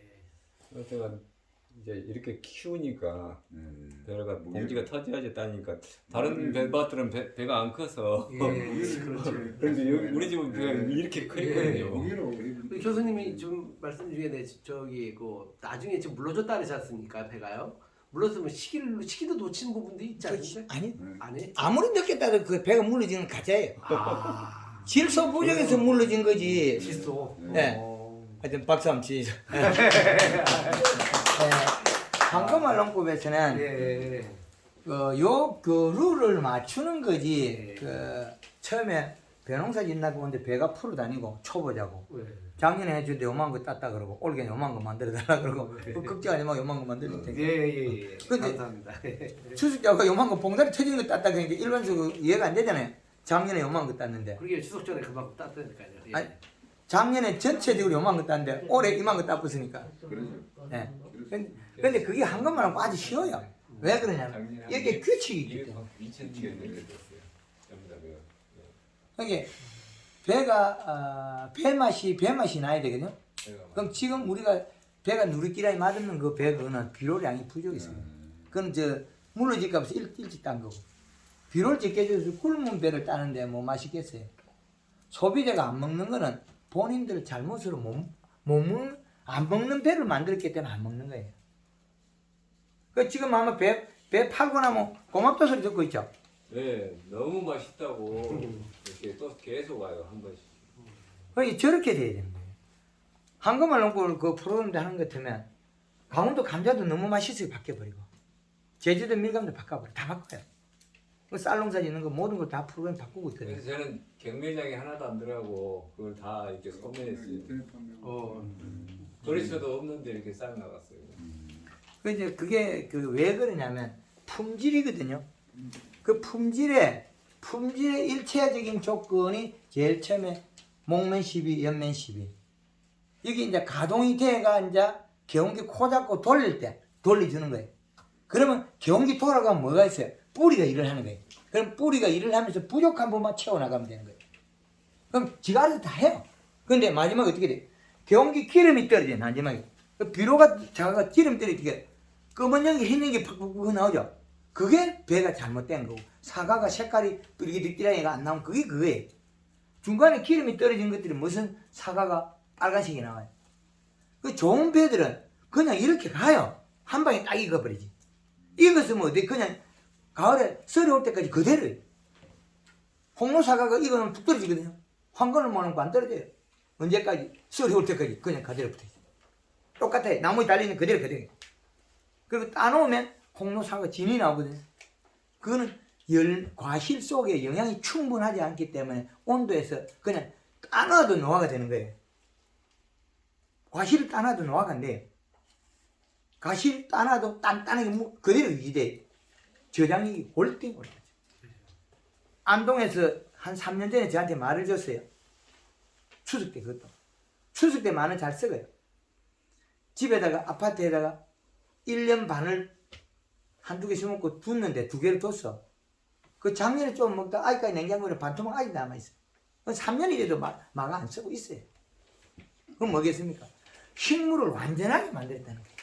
그럼 그 마 같은 게 저장이 어디 있겠습니까? 몸속에 저장해야 돼요. 그것들을 몸속에 저장해보면 그 자기가 생명체거든요.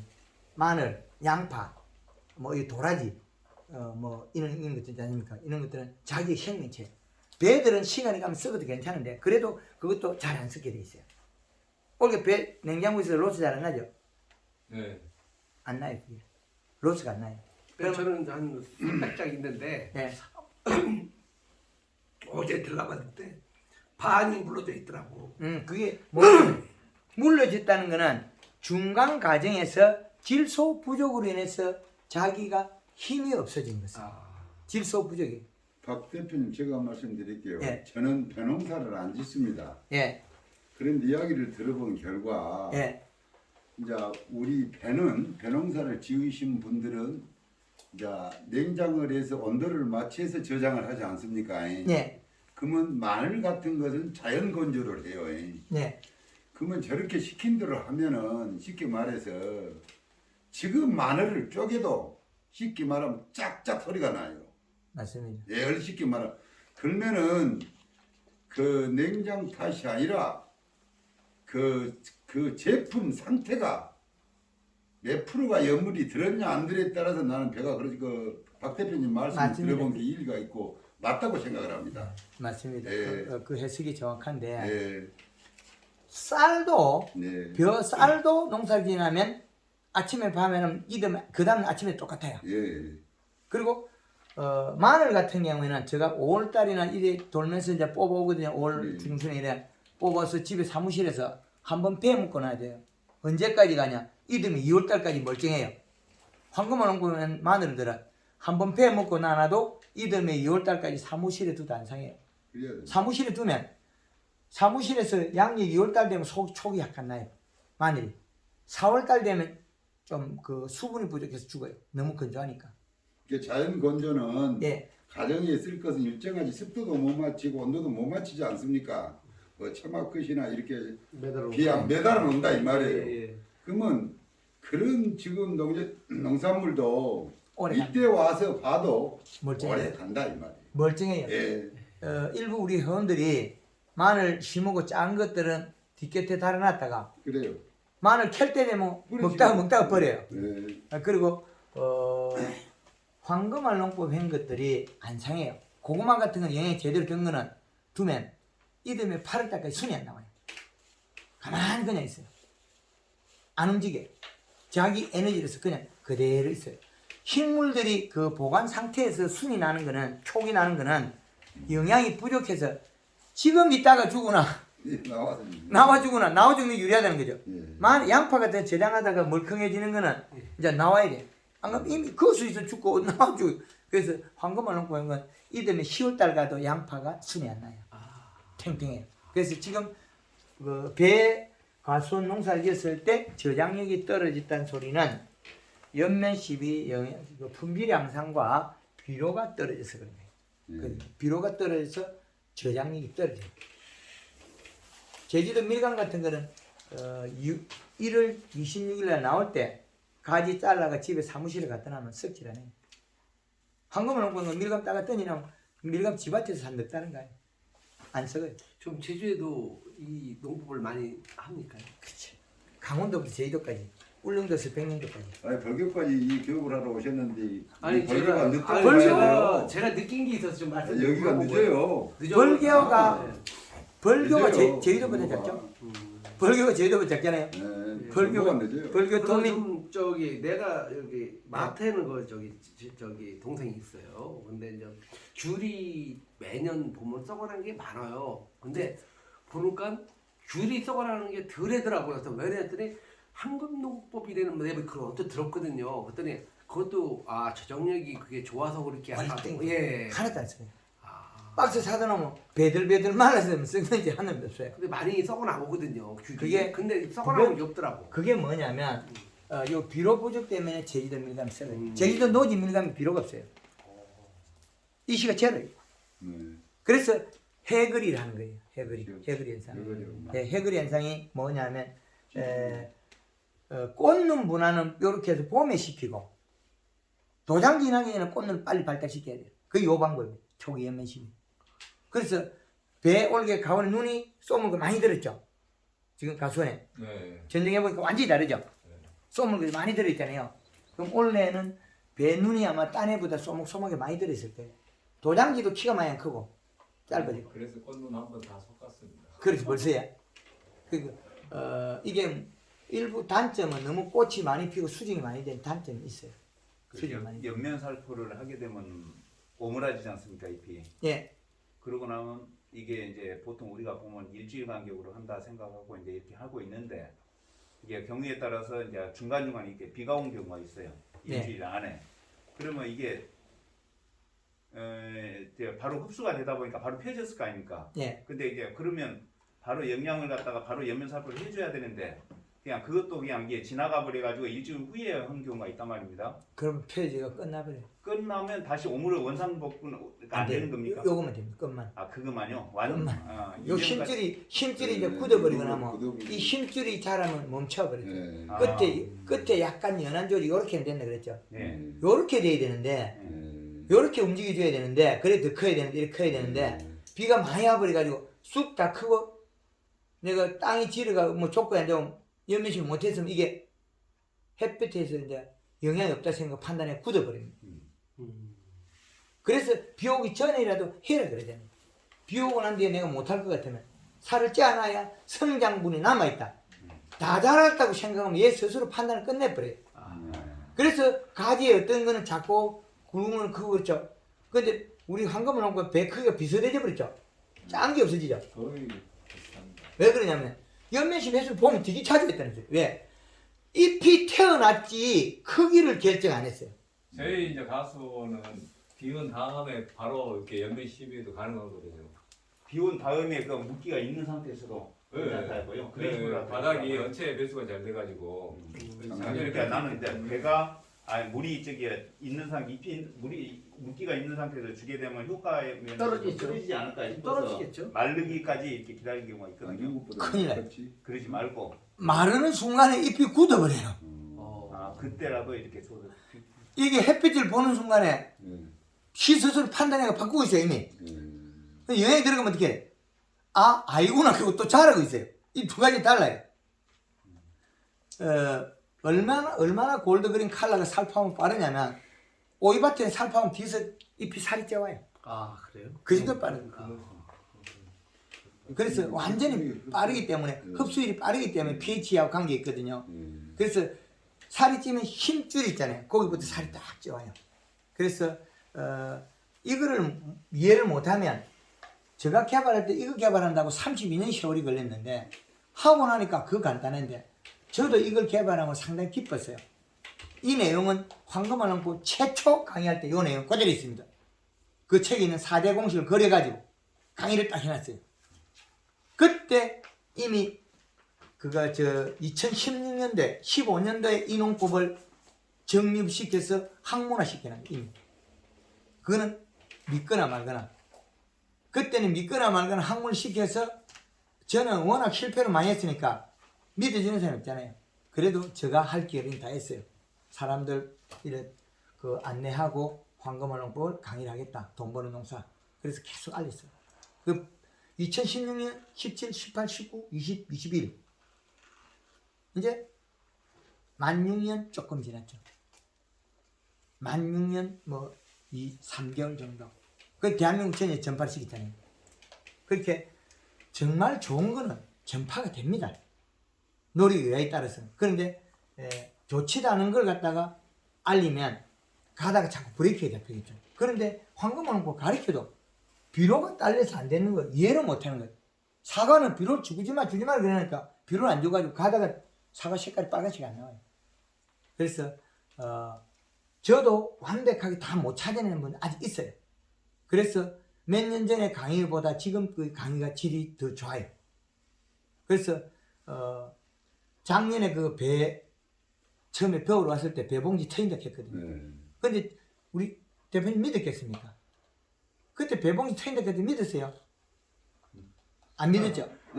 그 전에 그렇게 배봉지 터지도록 했으면 저는 훨씬 더 무서웠어요.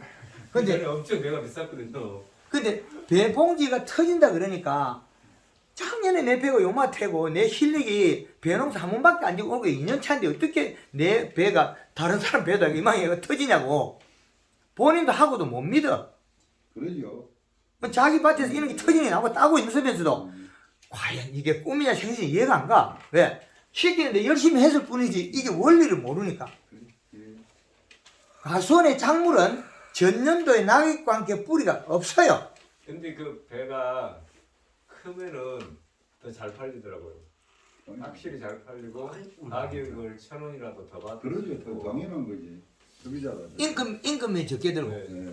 10개 따야 되고 7개 따면 되니까. 키로수로 파는 것이 당연하죠. 그렇죠. 예, 아, 선물용으로 큰 놈 찾지 예. 작은 놈만 찾더라고요. 교수님 저거 그린을 칼라하고 그린은요 5만 원짜리 유기가 만 있습니까? 원짜리 한장 예. 가져가겠어. 아, 그래요? 장. 예.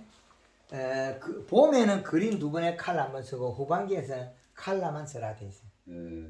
칼라에 설탕하고 염화가 있어요. 아 근데 아니 저의 말씀은 유기가 약 없습니다. 없습니까? 여러 통 사다가 한 50년 이상까지는 괜찮아요. 그냥 갖다 놓고요. 걱정 마십시오. 아니 좀 여러 통 우리나라에 예. 비료법에 비료는 유효기간이 없습니다. 네. 예. 비료는 유효기간이 없습니다. 대표님 좀 쉬갖고 하십시오. 저희들은 안 좋고 서서 강의를 하니까 그냥 영 시간이 오래되니까 그냥 바쁘시니까. 저희들이 아니 그게 아니고 그 시간이 오래 서 약속이니까. 있으니까 4시간 반까지 서 있더라고요. 아 그럼 괜찮습니다. 네. 와, 무슨 예, 시간 약이 겨울에 있으면. 12월 달에는 2.4라고 네, 2.4. 이거는 대하는 겁니까? 요거는 요거는 뭔 기준 작물이냐면 2.7 이 시기에 재배되는 마늘이에요. 예. 마늘이가 하우스 마늘. 고추예요. 예. 요거는 기준값이기 때문에 예. 우리가 재배할 때는 여기에 이실값을 쓰고 이거는 대한민국의 전 계절의 작물 재배에 대한 기본 공식이에요. 이 표를 써라. 대표님이 아까 명품 300 그걸 추천했죠. 네, 명품 300 필요. 그건 이제 딱 외우고 갑니다. 그 맹큰 300을 전반기 후반기 막 그냥 이거 쓰면 제일 좋을 것 같아요. 자, 그거 이제 그리고 알아들었습니다. 우리 그 토양 속에 질서는 알려니까 20% 가리가- 이해가 갑니다. 가리가 일부는 있어야 되는데 예. 우리는 가리가 있어야 되는데 가리량이 늘어나면 색이 맑은 색이 안 나요. 색이 안 나요. 네. 맑은 색이 정말 맑은 색이 안 나요. 질서지. 그래서 그건 가리 때문에 그렇거든요. 네. 그 가리는 과숙이 일어나요. 네. 질소보다도 가리가 많으면 모든 작물에 해당되죠. 그러니까. 똑같습니다. 예. 똑같습니다. 이거는 그렇게 이해했습니다. 과숙이 일어나기 때문에 거의 같아지려고 하면 어떻게 되냐면 질소 20에 가리가 10이 돼야 돼요. 예. 그럼 21-17, 17은 가리가 많은 거예요. 예. 그러면 우리가 그 출발을 수확기 전에 예. 가리 입이로만 계속 쓰면 가리가 부족하죠. 예. 예. 그러면 연면십에 가리가 들어가잖아요. 예, 가리가 들어가. 요 가리가 여기에 가리가 들어가고 있다는 거죠. 1, 2kg 들어가니까. 예. 1, 2kg 들어가니까 요게 힘줄이 노래지면 괜찮아요. 예. 힘줄만. 근데 힘줄이 뿌예면 안 돼요. 이파리 속에 힘줄. 예. 엠보싱이 나고 힘줄이 노래야 된다. 네. 그러면 가리 양은 충분하다. 예. 근데 뿌리에서 가리가 올라도 노란색이 나와요. 예. 근데 잎으로 연면십에도 가리가 힘줄이 나와요. 그럼 두 개가 동일하네. 예. 그럼 소량의 가리는 필요한데 질소는 다량으로 필요하다. 예. 그럼 요렇게만 하면 충분하다. 요거 그 과수에 대한 부분 여기에서 마치고 요건 사진을 찍어 가져가시면 되겠습니다. 예, 맞죠? 예. 잠깐만요. 예. 복숭아에 대해서 복숭아에 대해서 한번 질문하죠. 질문. 네. 아니 복숭아 같은 경우에는 도장지가 많이 나지 않습니까? 도장지가 많이 나기 때문에 도장지는 언제 났냐면 초기 그 연면십이나 그것 때문에 난 거죠. 이거 초기에 얘가 연면십이 양이 부족하면 도장이 많이 나요. 겨울에 동해를 입어도 도장이 많이 나고. 동해를 입어도 그런다고 말이죠. 예, 그렇죠. 그리고 전년도에 도장지를 갖다가 처음에 7월달에 자를 때 높게 자르고 그리고 9월달에는 이제 바싹 잘라야 돼요.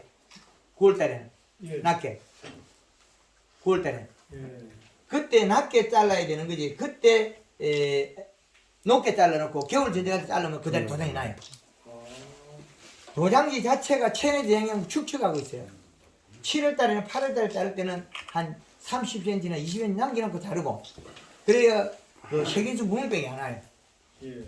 그리고 그걸 이제 9월달에 잘라버려야만 체내제 영향 축적을 못해요. 체내제 영향 축적을 못해야만이 이듬해 도장지가 적게 나요. 이 도장지가 이 가지에 났단 말이에요. 예. 이거를 7월달에 요렇게 바싹 잘라버리면 예. 도장지는 적게 나는 장점은 있는 대신에 여기에서 돋아나요. 예. 9월달에 10월달에 예. 그때 여기 병의 감염은 아니대. 그게 세균성 구멍병이 생겨요. 탄저병 세균 구멍병. 그래서 여름에 7, 8월 때 자를 때 좀 높게 잘라. 요 거리가 한 20에서 30 정도 높게 잘라. 그럼 9월달에 한번 다시 더 잘라줘요. 그 요거 딱 9월달에 바삭 잘라보면 체내 대행 축적을 못해요. 그럼 이들면 도장이 안 나요. 이제 이해되죠? 그리고 초기에 연면시비에서 봄수는 키우고 도장이 안 나게 해요. 그리고 측정기가 있어요. 겨울에 유막 단풍들을 유막 코팅해서 피부를 보호해놔야 도장이 안 나요. 앞으로는 이제 서서히 도장이 적게 날 거예요. 겨울 유막 코팅이 그 역할을 해줍니다. 예. 예. 저도 같이 왔거든요. 예. 수화를 조금 하고 있습니다. 어저께 통화하셨는데 예.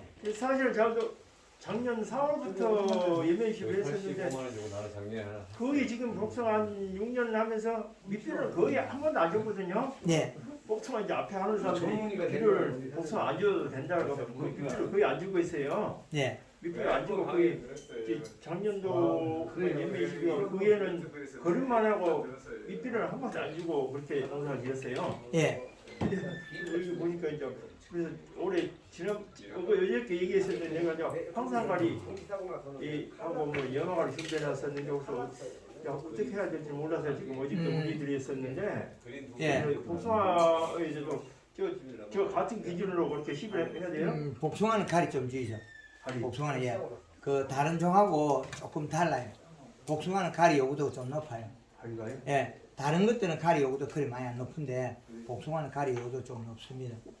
기위에도 항상 가리 조금 주고 그래도 노란색이 잘 나면 가리가 많고 질소가 부족해서 그리고 노란색이 안 나고 과실이 너무 푸르게 흰색만 나오면 가리 약간 써야 돼요.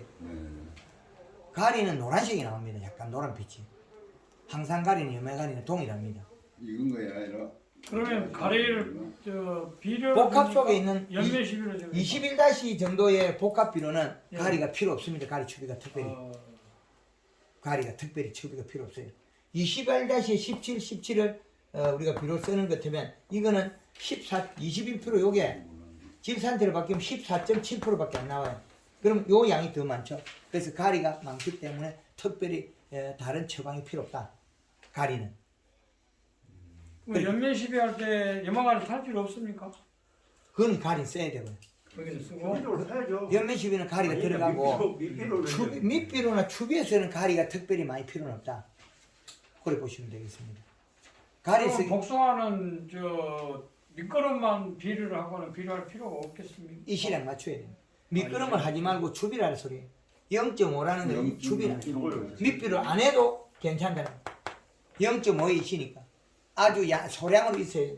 그 다음에 복숭아가 탁구공만 할 때 정도 돼서 추비를 해라. 그때 이 시량을 이렇게 올려라. 작년도에 그래가지고 그 중반생종이 복숭아에 파란 점이 다 백패트라고 너무나 설탕을 너무나 오래 쓴 것 같더라고 보니까. 파란 점이 아니고 파란 점은 세균에 들어간 기고. 아니요 파란 무늬 그거. 이게 얼룩관이 구름처럼 생긴 거. 그거는 구슬보다 더 컸댔으면 꽁알 메추리알보다 더 큰 거 있잖아요. 그때 쓰면 털에 설탕이 들어가 곰팡이. 파란 점들이 이렇게 찍혀. 그거는 세균성이. 세균성이 아니고요. 깎아면 이상했고. 네. 그러면 여기 설탕이 들어가서 곰팡이. 설탕을 너무 다 오래 써서 그런 것 같아요. 예, 맞습니다. 그래서 그 구슬만 할 때까지 쓰고 그 다음에 설탕을 낮추라고. 며칠이나 정도 그렇게 얘기 안 하시는 거예요? 구슬만 할 때. 구슬만 할 때까지 설탕 쓰고. 네, 그 뒤에부터 한 500g 낮춰야 돼요. 500g 낮춰요? 예, 낮추면 돼. 여기 자두는 괜찮은데 사과, 자두, 복숭아에서 뺀질이 괜찮은데 털복숭 여기 그래. 털복숭 근데 키위 같은 거 털이 크잖아요. 그 사이는 그래도 괜찮은데 복숭아 여기에 털에서 설탕이 배에 들어가가지고 장이 일어나더라. 조생종이라서 빠른 것은 괜찮은데 8월 중순 넘어간 게 그러더라고. 8월 한 10일 넘어간 품종이에요. 황도 이런 백도가 그러더라고 보니까. 그게 어릴 때 예, 설탕량은 어릴 때 쓰고 봉지 싸고 나면 괜찮고 봉지 싸기 전에는 구슬만 할 때까지 쓰고 쓰지 말아요. 아니 병은 없지만 또 선호 농사 짓거든요. 예. 근데 이제 이식값을 안 재발라서 이제 우리 집 농장에 이식값이 얼마인지는 잘 모르지만은 그냥 보통 저기 할 때 처음에 저기 봄에만 비료를 하고 나중에는 한 번도 안 하거든요. 그래 하면 저 포도가 잘 안 익을 수가 있어요. 물렁물렁하게 해가지고. 그게 자옥은 잘 안 익은 것 같아요. 자옥이 어째 자옥이 아니고 그 밭 자체에 비료량이 없었어요. 포도가 익을 때 늦게 익는 건 비료량이 적어서 그래요. 수비를 해줘야 될까요? 그렇죠. 17, 21다시 적으면 될까요? 요 정도 하면 되시네. 요걸 갖다가 1년에 한 3번 이상 작업해야 되죠. 근데 부리표를 깔아버려서 여기가 조금밖에 안 나오면 거기다 그냥 뿌려서 잘 넣을까요? 그게 그거 하고 이제 땅에 직접 그러니까 저기 그 부분 잘 그게 잘 안 나더라고요 색깔이. 색이 안 나는 것도 비료가 들었어요. 비료가 없으면 색깔이 안 납니다. 사과 색깔이 빨갛게 안 나는 것도 비료가 들어서 그렇고 그 색이 먼저 났을 겁니다. 일찍 약간 우리끼리 불그레 약간 먼저 나가고 안 익어요. 비료가 작으면 먼저 색이 나가 노화돼. 그럴 때는 색이 먼저 나면 빨리 추비라죠. 이해되죠? 색깔이 먼저 넘보다 먼저 이게 노리끼리 아니 뭐 불길이 든다 그때 뭐 빨리 비료를 해서 비료를 두세 번 해줘야 된다고. 그렇죠. 비료를 해주면 금방 좋아집니다. 그 지금 저기 저 샤인머스켓 같은 것은 지금 풀이 많이 나고 있는데 그 스프링클러는 돌리는데 아직 이거 한 번도 안 했거든요. 요거 해주면 됩니다. 그러니까 그걸 한번 해줘야 되고 그걸 저기 아까 저기 살 수 있다고 하거든요. 예, 차에 있습니다. 네, 사고 와요. 예. 아이고